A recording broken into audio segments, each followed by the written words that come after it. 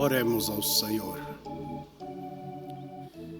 Obrigado, meu Pai, por este maravilhoso dia que Tu nos tens dado, nos tens conduzido, nos tens guardado, e aqui estamos para oferecer a Ti a nossa gratidão, não só pelos cuidados naturais, muito mais pelos cuidados espirituais que o Senhor tem tido para conosco, nos dando a fé para que possamos por ela olhar para o Senhor nas horas de bom sol, nas horas de sombras, nas horas boas e nas horas difíceis. Aqui estamos, Senhor, de pé pela Tua graça, e queremos que esta graça nos sustente, nos leve até que atravessemos o rio. Abençoa Teus filhos, Tuas filhas que se encontram presentes, aqueles que não estão presentes, aqueles que estão pela internet. Ó Deus, todos estão buscando força, graça, auxílio divino.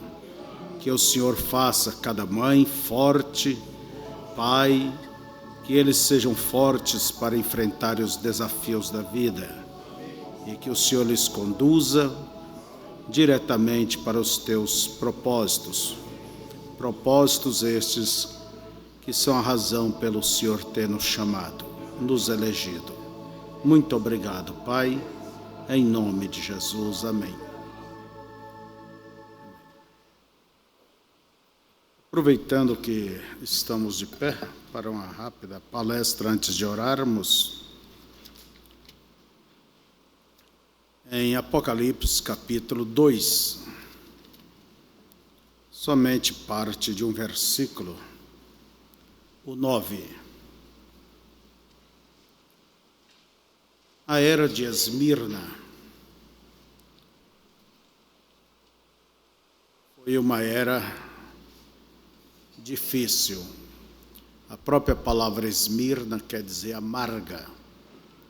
Foi uma era que o Espírito de Deus habitou dentro do seu povo, naquele espírito do sacrifício, do boi, para poder suportar a batalha. A era de grandes e terríveis perseguições. Então, no verso 9, Deus diz: eu sei as tuas obras, e tribulação e pobreza, mas tu és rico. Somente esta frase, esta palavra. Assentai-vos.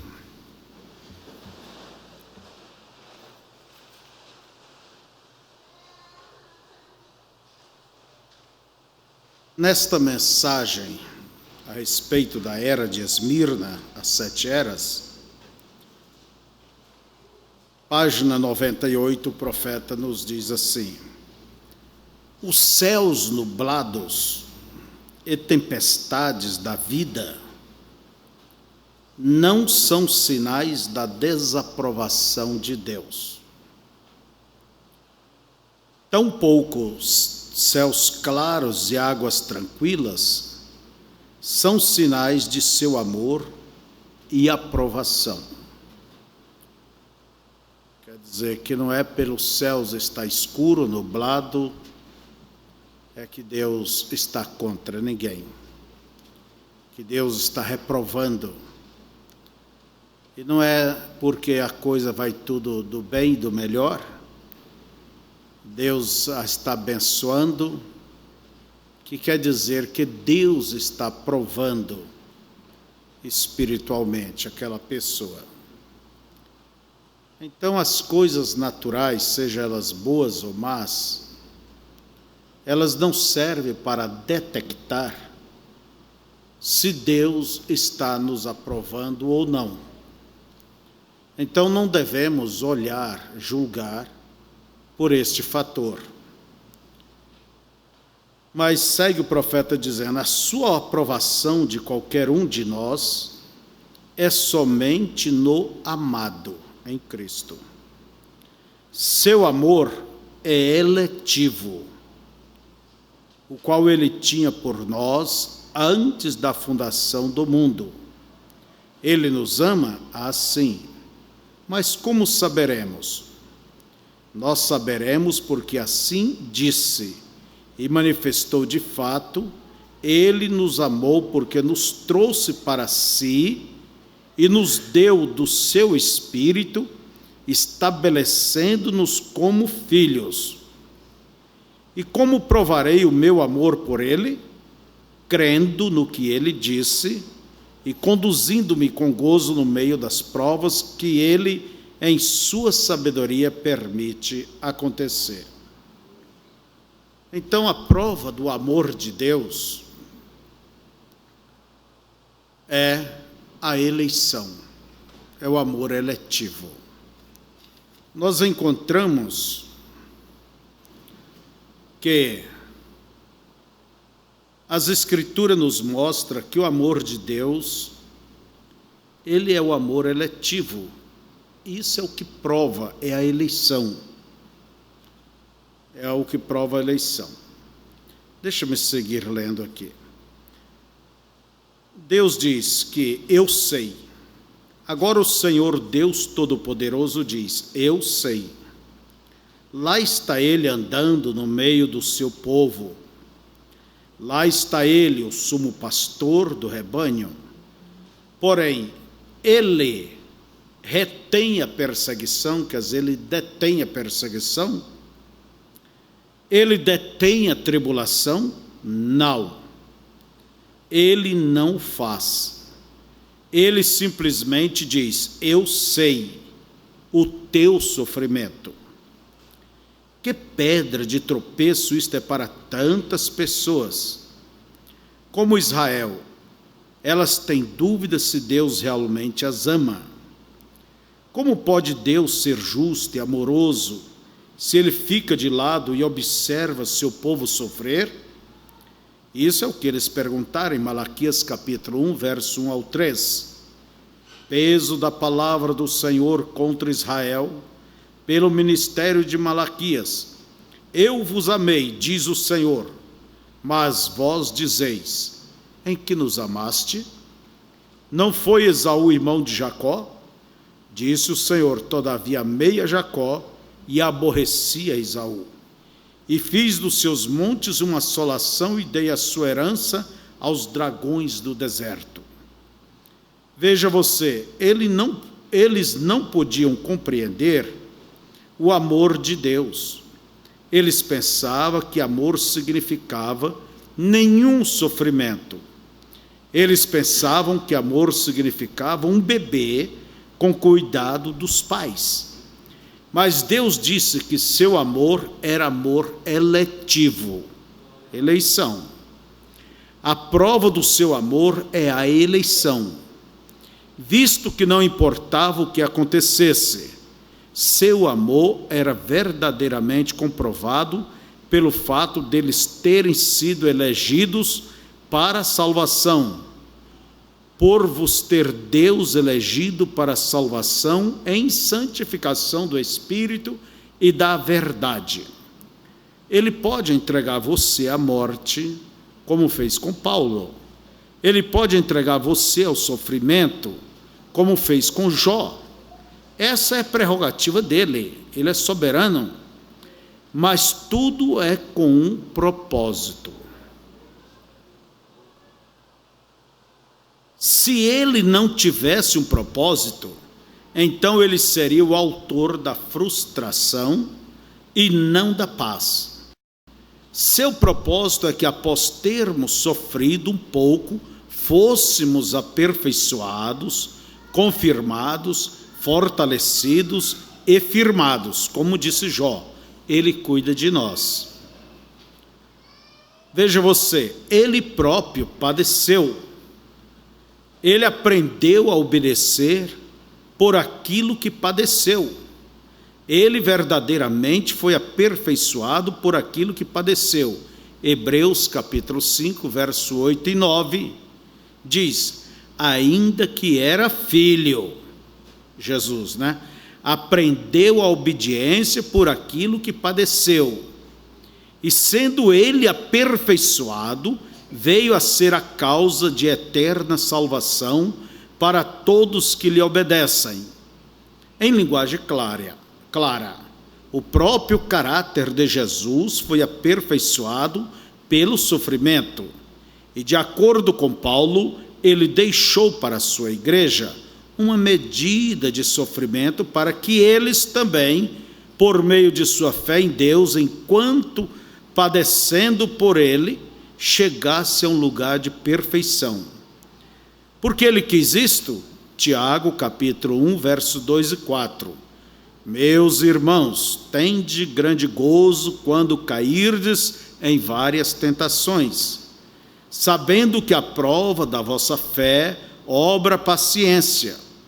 Tenha, porém, a paciência sua obra perfeita, para que sejais perfeitos e completos, sem faltar em coisa alguma. O amor de Deus não é esses cuidados como para com a criança, um bebê. Infelizmente, esta é uma ideia da maioria da cristandade. O amor de Deus é julgado através das bênçãos naturais, dos cuidados. E ouvimos este evangelho: não sofra mais. Jesus disse o contrário: no mundo tereis aflições, mas tende bom ânimo, eu venci. Quer dizer, vocês também vencerão. Tende ânimo.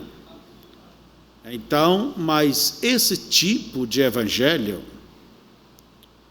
ele simplesmente leva as pessoas a julgarem a Deus quando passam por dificuldades, por provas. Elas abrem suas mentes e simplesmente permite o diabo lhes explorar, quando na verdade deveria olhar isto pela eleição. O que adiantaria Deus te abençoasse do bom e do melhor nessa vida e no final você fosse para o inferno? Seria prova do amor dele? Então, todos nós, a igreja, ela tem que passar por uma certa dose de dificuldades, de provas, mas Deus permite isto, como nos diz o profeta, porque Ele tem um propósito. Não é porque Ele é mau, porque é isso, porque é aquilo, não. Ele tem um propósito. Qual o propósito dele? Nos exercitar, nos amadurecer, nos levar à perfeição. Então, meu irmão, irmã, você tem que ver nas dificuldades, nas lutas, uma oportunidade espiritual para você desenvolver a tua paciência, para você desenvolver a tua temperança, para você desenvolver a humildade. Você não tem que olhar para as lutas como uma adversária. Se Deus permite a elas, então elas vêm para contribuir. Por isso Paulo diz que todas as coisas contribuem. Então é preciso aprender a olhar pelo lado bom. Que benefício isso está me trazendo? Ou que isto me trará?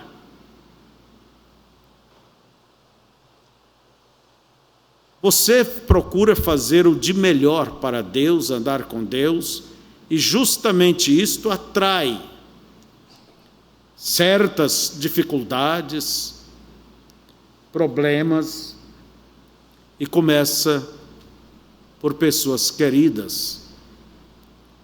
A incompreensão de pessoas que às vezes deveria lhe compreender. E às vezes até o próprio Deus permite que o seu melhor amigo, seu irmão, seja o instrumento para te causar certas dores. Mas você observe quando isto vem e pergunta: Senhor, o que é que o Senhor quer me ensinar com isto? O que é que o Senhor quer que eu aprenda com isto? Quando o próprio Senhor Jesus nos diz em Hebreus 5 que ele foi aperfeiçoado pelo sofrimento, pelas dificuldades. Quer dizer, o seu caráter, o caráter de uma pessoa é forjado como ferro, é forjado no fogo, é forjado nas provas. Caráter não é um dom, caráter é uma conquista, caráter é uma vitória. Mas é nas provas, é nas dificuldades, é a que a pessoa amadurece. Então, quando vêm as provas, a Bíblia diz: tende grande gozo quando cairdes em várias tentações, sabendo que a prova da vossa fé obra paciência. Oh Jesus, eu pensei que a paciência vinha como um presente no papel celofane, com fitinhas. Me dá paciência, Senhor. Ah, pastor, então não vou orar para Deus me dar paciência, não. Me dá temperança, Senhor.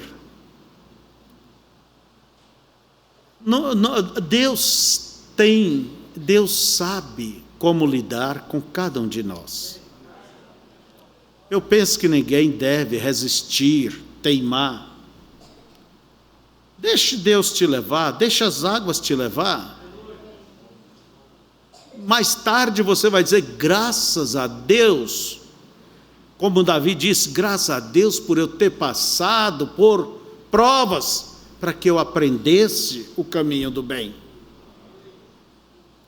Uma pessoa que é criada, mimada, pode ver, são intolerantes, são abusivos, são sarcásticos, são pessoas difíceis, porque foram criados com colher de prata na boca, nada lhes serve.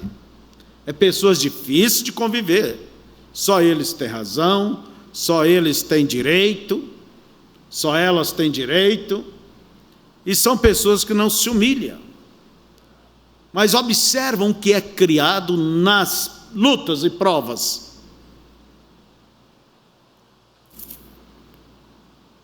Então veja, por isso Tiago diz: tende grande gozo. Oh meu Deus, tem alegria quando passar por prova? É preciso ter um amadurecimento dentro deste quadro para ter alegria, senão a pessoa põe a mão na cabeça e sai gritando e lamentando, e lamuriando, parece que o mundo está desabando. Primeiro, Deus nunca permite nada vir além daquilo que você ou eu podemos suportar. E nada vem sem um propósito. Sem um propósito. Então, irmãos, o exercício da nossa fé, o exercício da paciência, e a Escritura diz que devemos exercitar.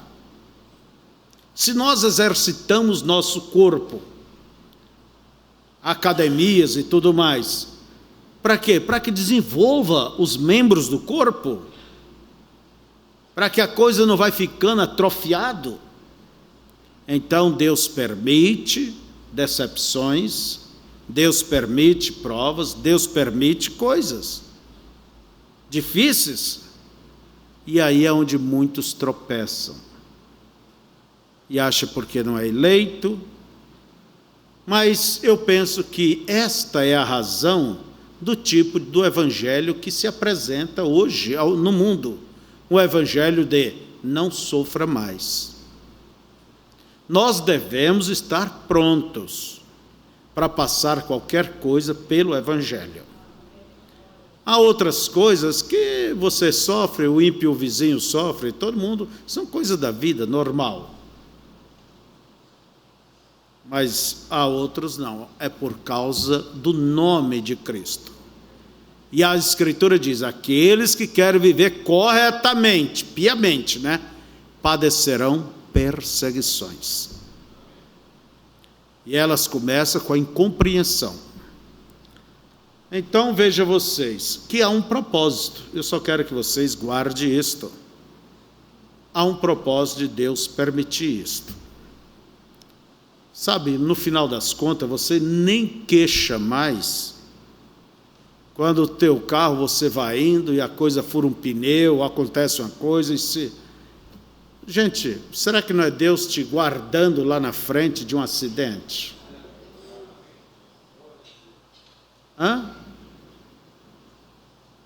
Nosso irmão Dante nos falou que ele trabalhava naquele edifício, como que chama lá, onde foi destruído com os aviões? Trade Center, Ele esqueceu o computador em casa e voltou para pegar o computador. E justo foi o tempo que salvou ele quando o Bin Laden mandou aqueles aviões ali. Na hora você pode dizer, mas que coisa, e ficar aborrecido, mas depois você diz, graças a Deus. Graças a Deus. E nós só vamos saber mesmo das coisas que passou conosco do outro lado. Porque Deus, ele não sai tocando trombeta, não. Ele trabalha em silêncio. Quantas vezes nos livrou do pecado, da morte, do inferno. Ele livrou nossa gente, livrou A, B ou C. Então, irmãos, quando se compreende isto, a gente em tudo dá graças. Dá graças. Porque ele fica de lado, a razão encontra-se em Romanos capítulo 8, verso 17 ao 18. E se nós somos filhos, somos logo herdeiros também, herdeiros de Deus e co-herdeiros de Cristo, se é certo que com ele padecemos, para que também com ele sejamos glorificados. Porque para mim, tenho por certo que as aflições deste tempo, Paulo dizendo, deste tempo presente, não são para comparar com a glória que em nós há de ser revelada. Quer dizer, tão pouca coisa para receber tanto do outro lado, que nem dá de comparar. A menos que padeçamos com ele, não podemos reinar com ele. Você tem que padecer para reinar. A razão disto é que o caráter simplesmente nunca é formado sem sofrimento. O caráter é uma vitória, não um dom. Um homem sem caráter não pode reinar, porque o poder sem o caráter é satânico. Porém, o poder com o caráter é apto para governar. E uma vez que ele quer compartilhar conosco até o seu trono, na mesma base em que ele venceu e está sentado no trono de seu Pai, então nós temos que vencer para nos assentarmos com ele. E a pequena aflição temporária que sofremos agora não é para comparar com a tremenda glória que em nós há de ser revelada quando ele vier. Que tesouros estão armazenados para aqueles que estão dispostos a entrar em seu reino através de muita tribulação. Não estranheis a ardente prova que vem sobre vós para vos tentar. Isto é o que Pedro disse. É estranho que Deus queira desenvolver em nós um caráter semelhante a Cristo, que vem através do sofrimento? Não, Senhor. E todos nós temos provas, todos nós somos provados e corrigidos como filhos. Não há um que não passe por isso. A igreja que não está padecendo e não está sendo provada, não tem isto, não é de Deus. Hebreus 12:6, porque o Senhor corrige o que ama e açoita qualquer que recebe por filho. Mas, se estáis sem disciplina, da qual todos são feitos participantes, sois então bastardos e não filhos.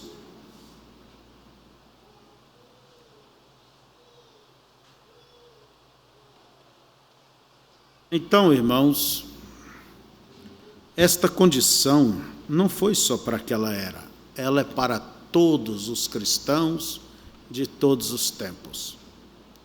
Vocês cada um deva sempre preparar o seu espírito.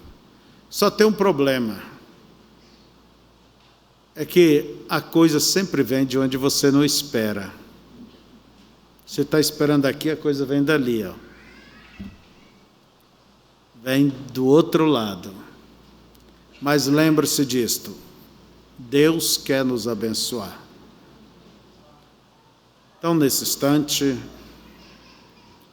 vamos saber, se você não está passando por uma luta, por provas, por dificuldades, vocês sabem que elas nos ajudam a chegar mais aos pés de Deus para orar?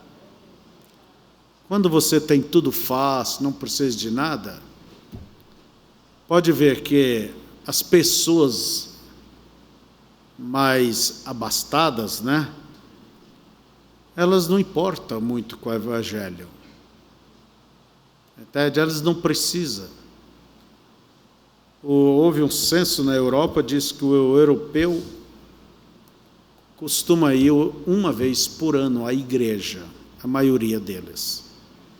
Eles vão no batismo de uma criança, ou então no Natal, algum dia especial. E eles perguntam, por que esse desinteresse? A resposta é a facilidade da vida. A facilidade. Porque, queira ou não, sempre as dificuldades levam a pessoa a recorrer a Deus.